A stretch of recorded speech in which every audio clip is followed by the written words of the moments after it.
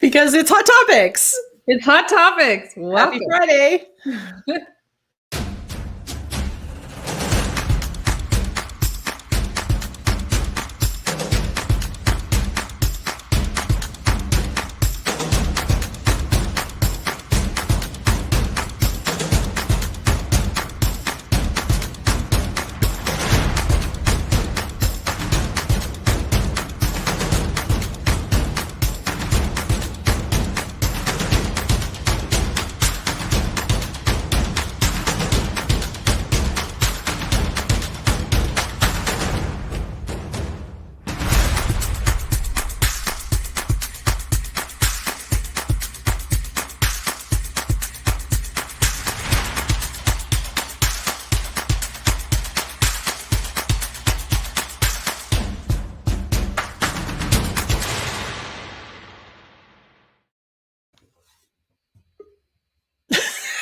Face gone.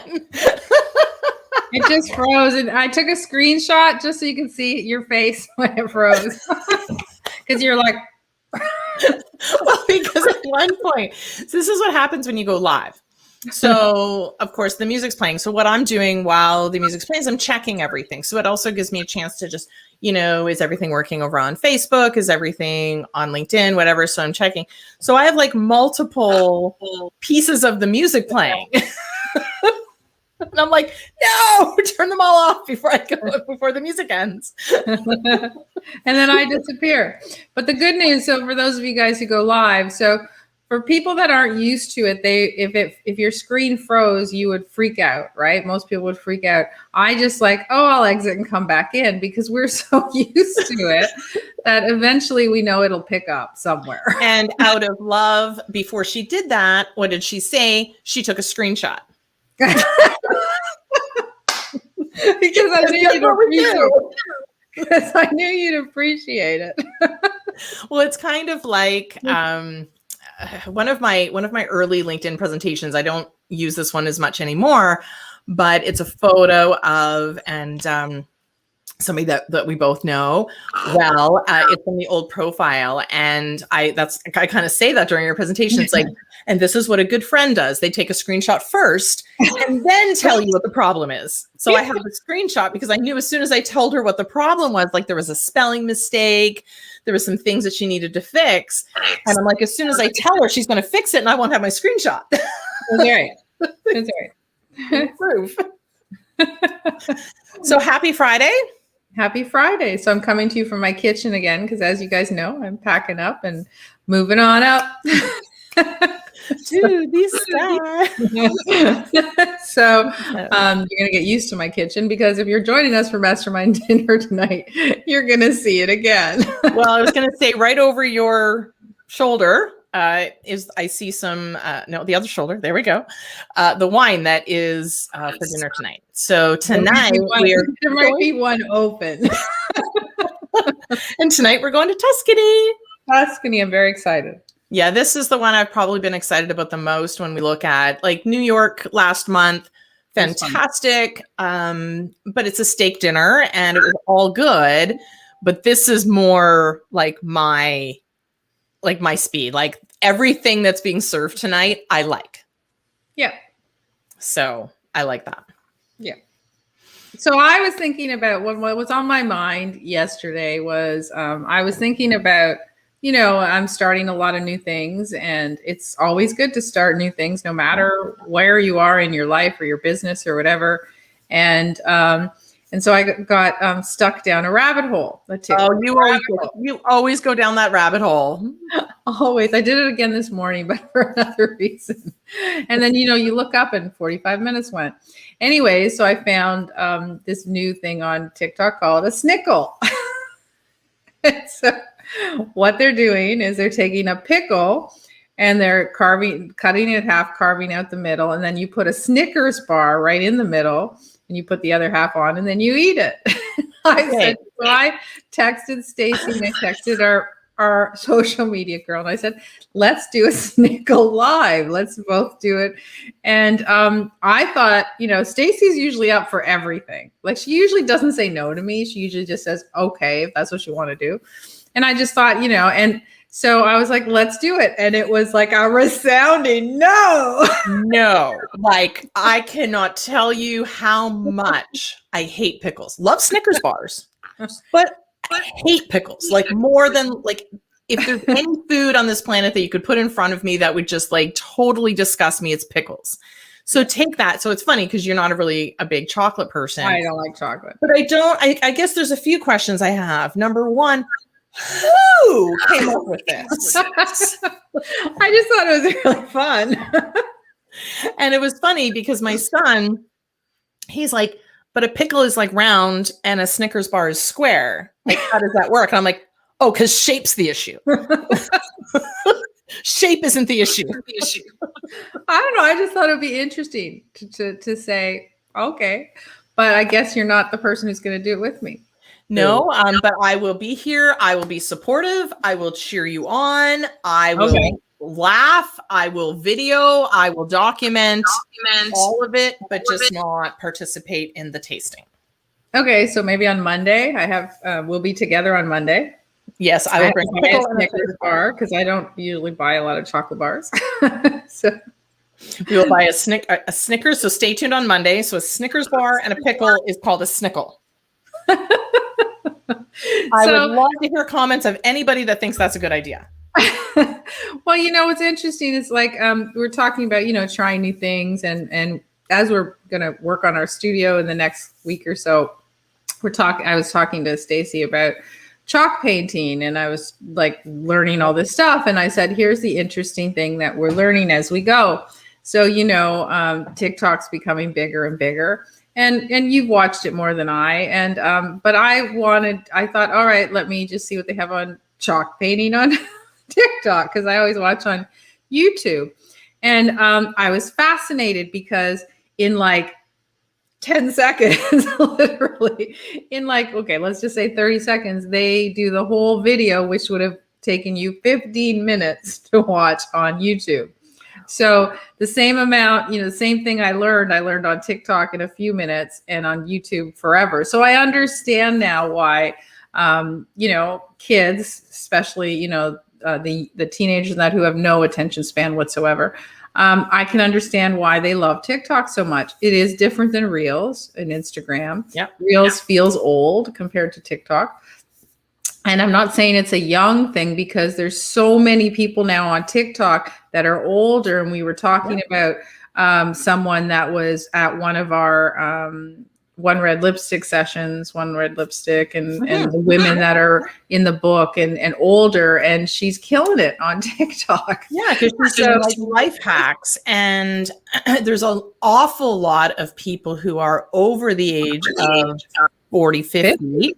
Yeah, who are doing like retro themed channels and videos and stuff like that. But you're right, it's the attention span. So you go to, and that's why I think what I like about all of these different types of channels is there's a different need for them.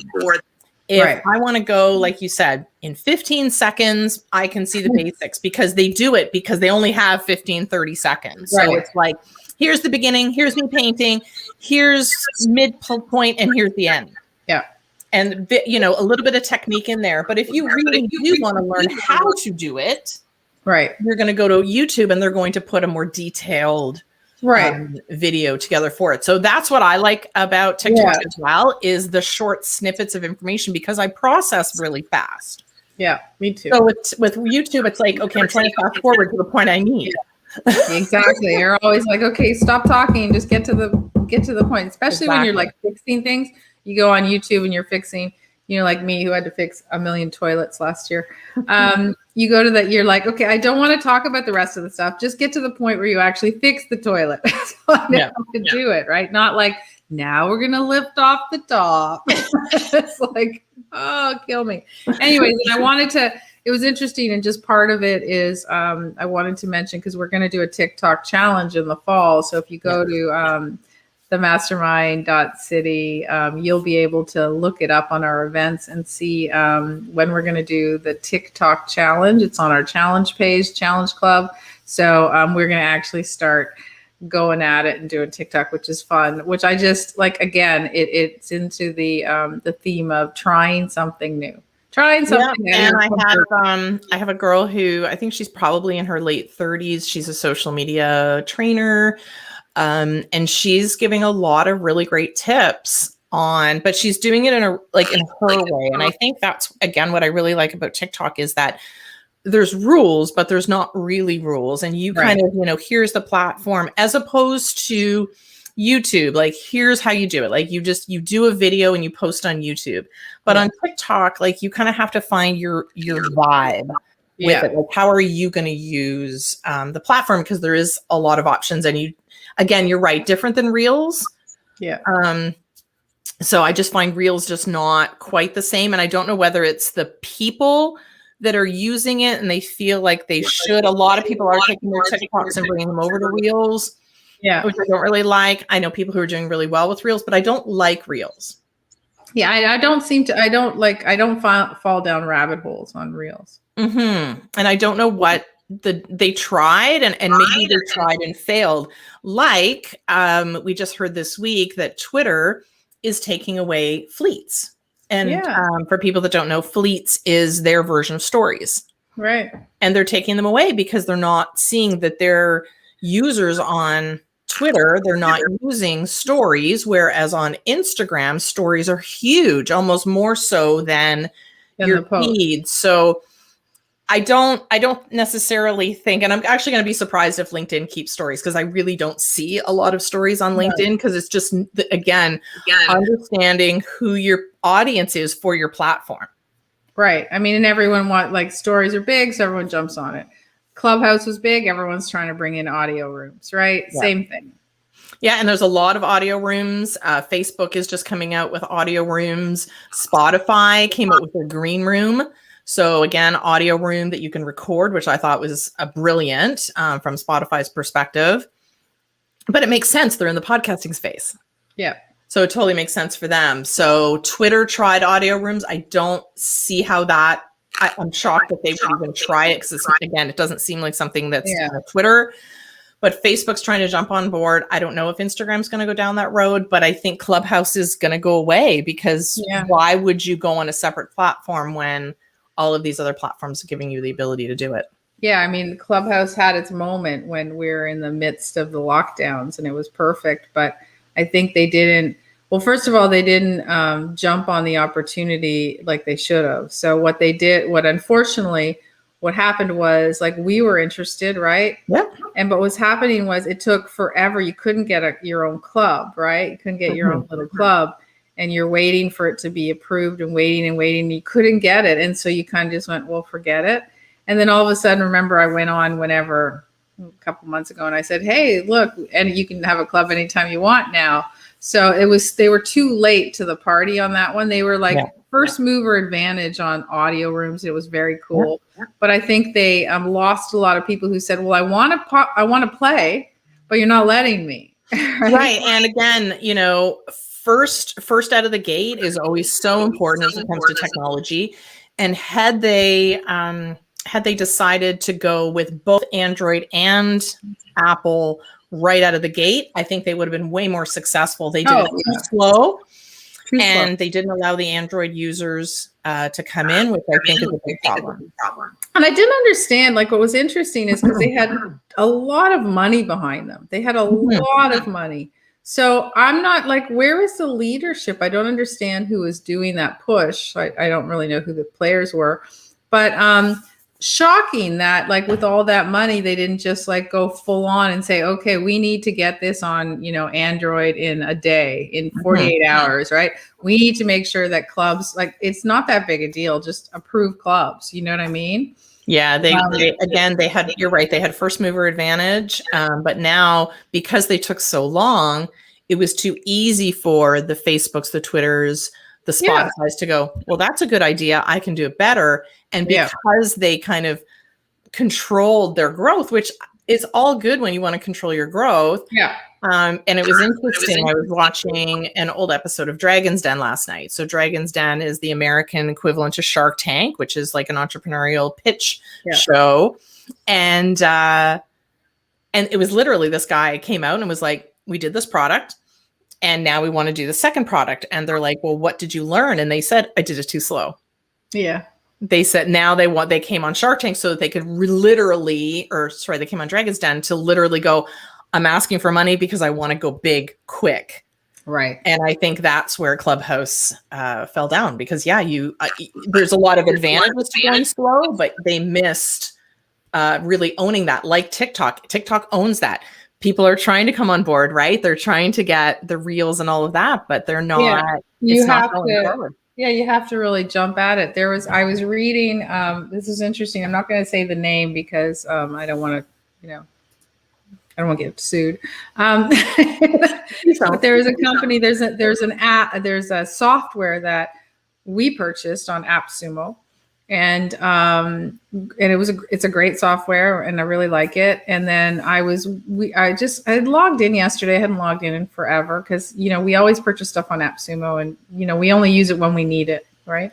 So, but it was interesting. It kind of took me down another rabbit hole. And this other company said they had posted this big message about the company that we bought software. And they said, they basically stole their entire infrastructure. They stole everything. And they said the person that started the software we purchased was actually in this other company's beta test with a different name.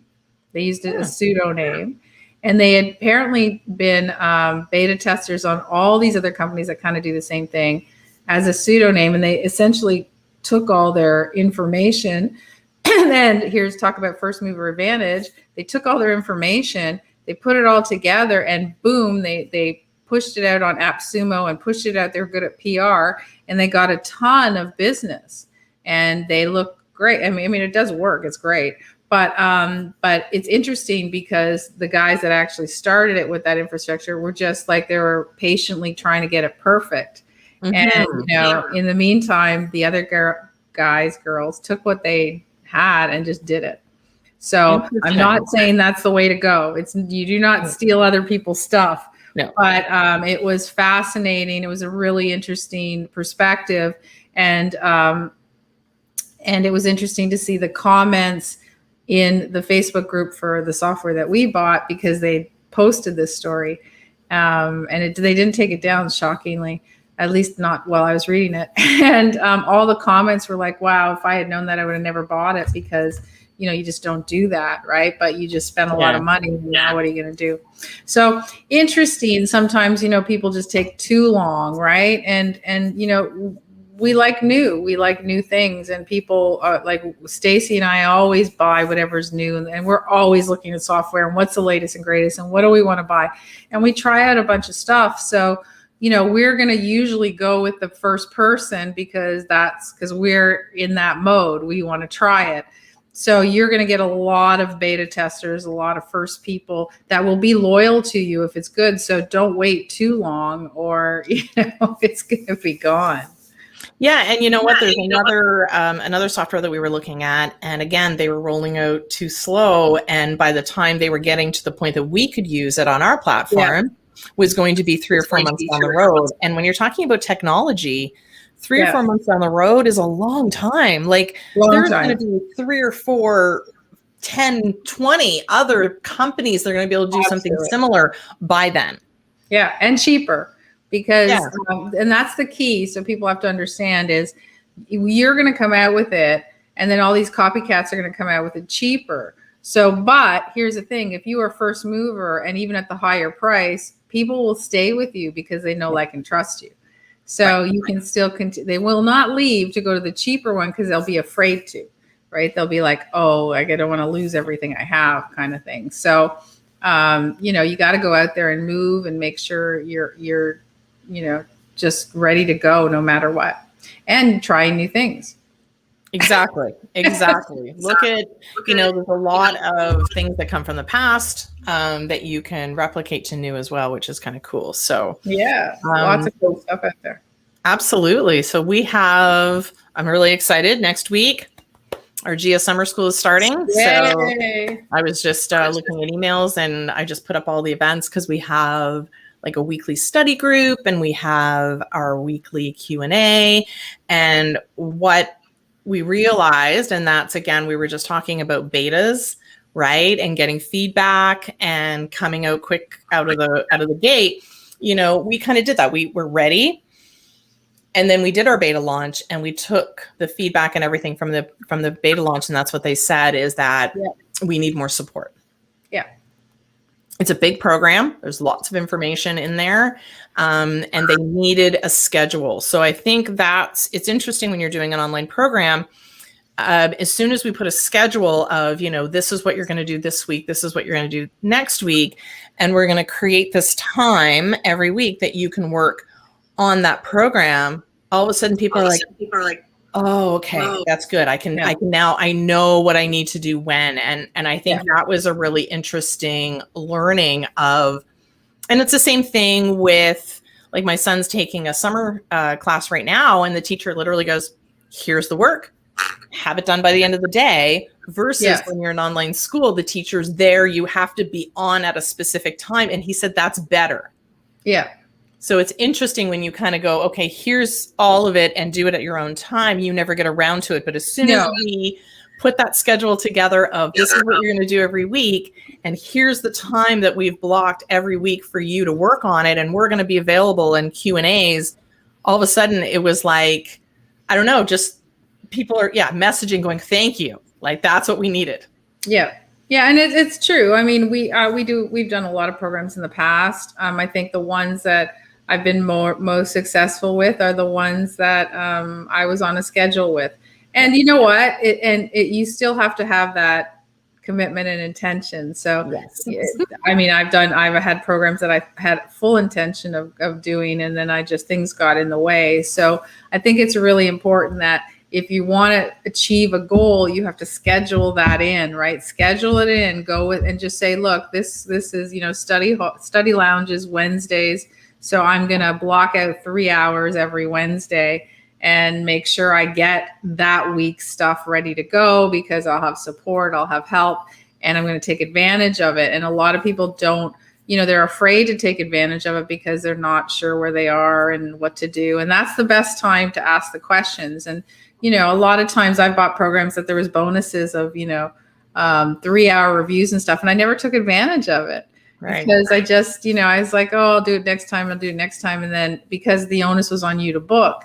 And this way, at least it's in your schedule. So you're like, okay, I'm ready to go. I'm going to do it.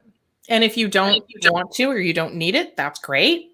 You do it on your own time. If timing doesn't work for you, no problem. You can just come, pop in, ask your questions, and go. So I think it's that specific time that you have every week, as opposed to, if you have any questions, book time, and the onus is on you. Whereas we've kind of taken the onus off to say, this is when we're available.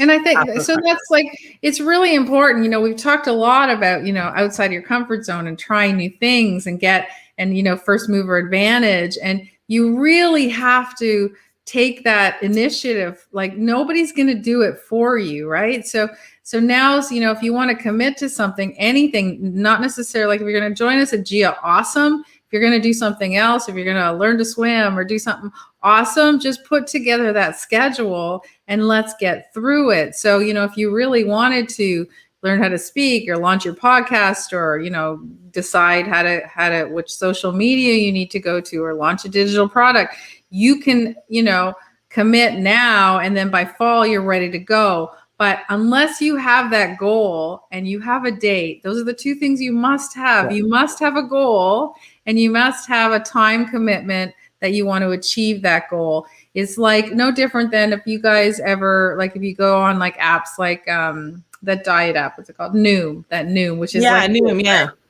Noom is huge, right? You hear it all the time. I don't really know personally about it, but I know how it works. Because why did I go on it? Because I'm always interested in what new things are happening. So if you go on that and you go on Noom and you look at the quiz, and it says to you, like, how much weight do you want to lose?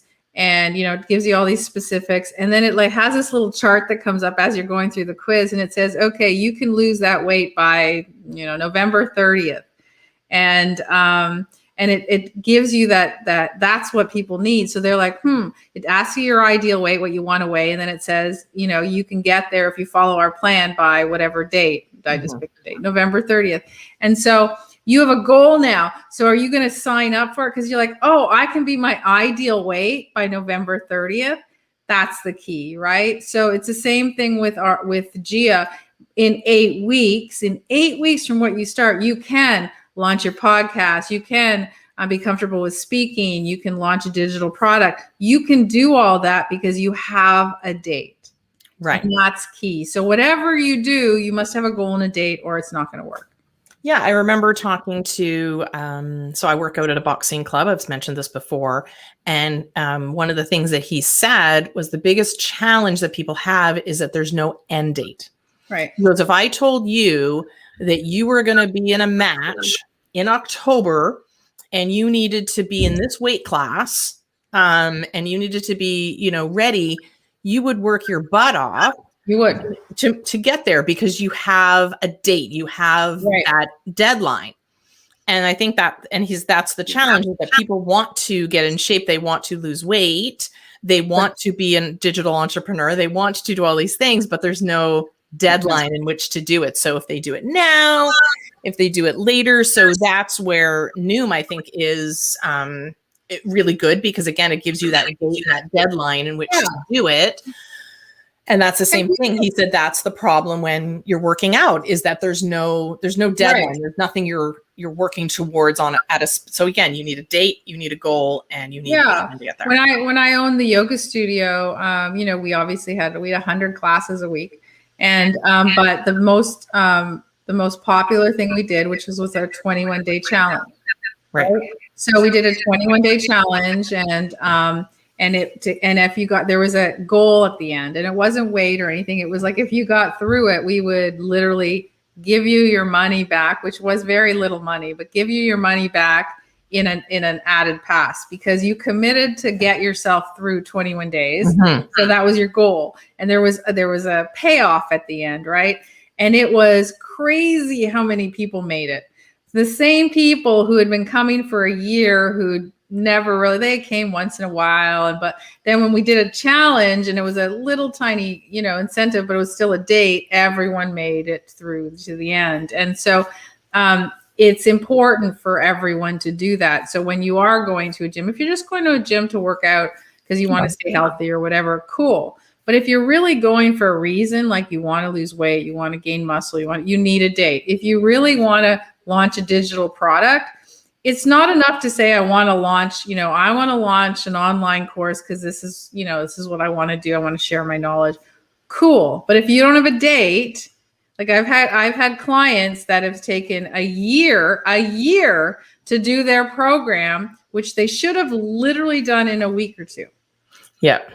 I have a lot of podcast clients who are like, I want to launch. Yeah. Great. When we need that time. And when there's not the time, unfortunately, it's like, yeah, I got busy this week. I'll follow up. I'm like, do you want to launch anytime soon? Yeah. I'm not really sure. But if I put that date on, they'll get that done. Exactly. Get me what they need to get it done. Yeah. So it's a really important. So it's the one thing that you have to understand. So if you're interested in doing that stuff, join us on Gia, because you will in 8 weeks be able to launch it. If you're interested in doing, losing weight or getting in shape, make sure you pick a program. We don't have one, sorry. Make sure you pick a program that has a clear date and defined goal, right? And if you just want to try something new and want to try a snickle, then join me on Monday. So we can do it laugh together. All right. I can't wait to see this happen on Monday because I'm going to be there in person. So I will witness and promise that the first time she tries it, I will not let her try it beforehand. The first time she tries it will be on Monday. Why would I try it beforehand? Why not? All right. Have a good weekend, guys.